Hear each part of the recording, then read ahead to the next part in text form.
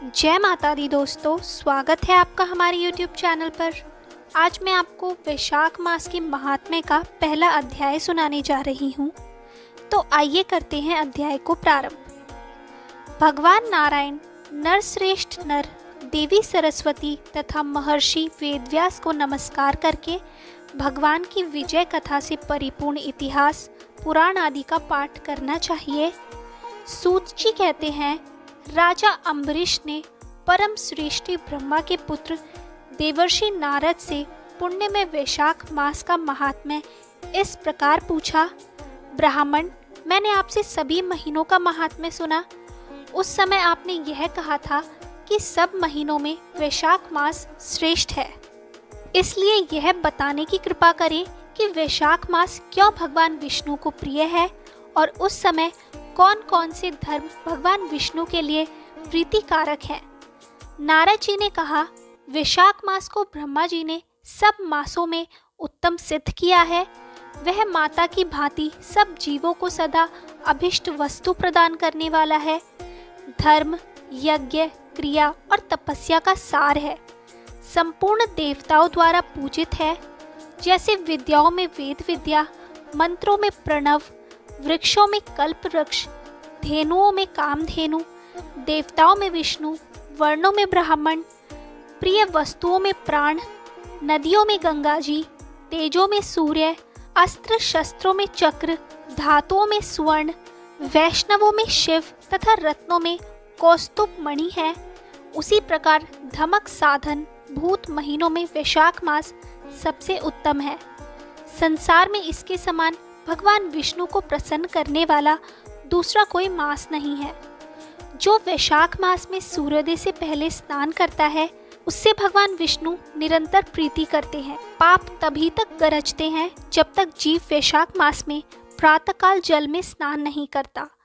राजन, वैशाख के महीने में सब तीर्थ आदि देवता बाहर के जल में भी सदैव स्थित रहते हैं।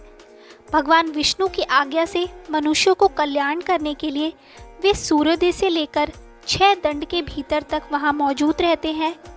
वैशाख के समान कोई मास नहीं है, सतयुग के समान कोई युग नहीं है, वेद के समान कोई शास्त्र नहीं है और गंगा जी के समान कोई तीर्थ नहीं है। जल के समान दान नहीं है, खेती के समान धन नहीं है और जीवन से बढ़कर कोई लाभ नहीं है। उपवास के समान कोई तप नहीं, दान से बढ़कर कोई सुख नहीं। दया के समान धर्म नहीं, धर्म के समान मित्र नहीं। सत्य के समान यश नहीं, आरोग्य के समान उन्नति नहीं। भगवान विष्णु से बढ़कर कोई रक्षक नहीं और वैशाख मास के समान संसार में कोई पवित्र मास नहीं। ऐसा विद्वान पुरुषों का मत है। वैशाख श्रेष्ठ मास है और शेषशायी भगवान विष्णु को सदा प्रिय है। सब दानों से जो पुण्य होता है और सब तीर्थों में जो फल होता है, उसी को वैशाख मास में मनुष्य केवल जलदान करके प्राप्त कर लेता है।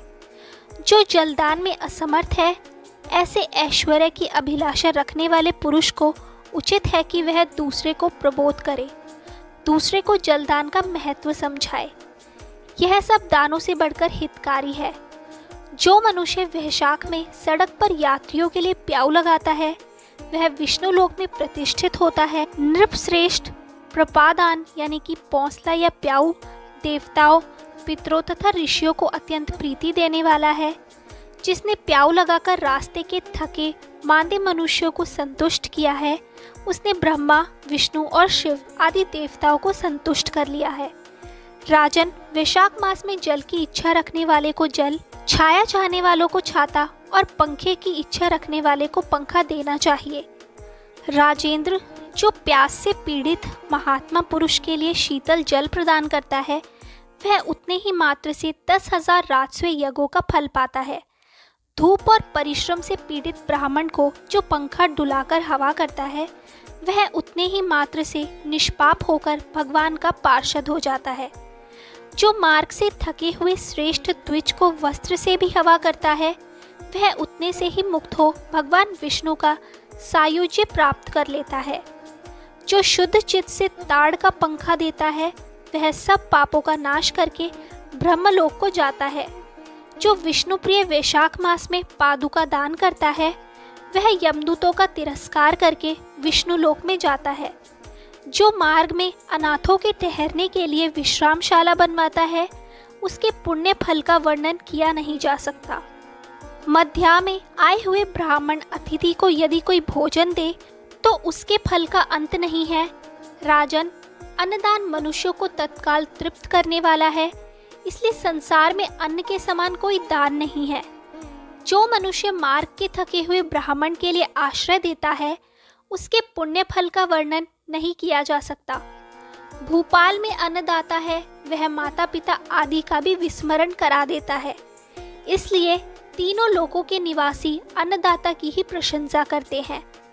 माता और पिता केवल जन्म के हेतु पर जो अन्न देकर पालन करता है, मनीषी पुरुष इस लोक में उसी को पिता कहते हैं। तो दोस्तों, ये था वैशाख मास के महात्म्य का पहला अध्याय। आगे के और अध्याय सुनने के लिए हमारे चैनल को सब्सक्राइब करें और शेयर करना ना भूलें।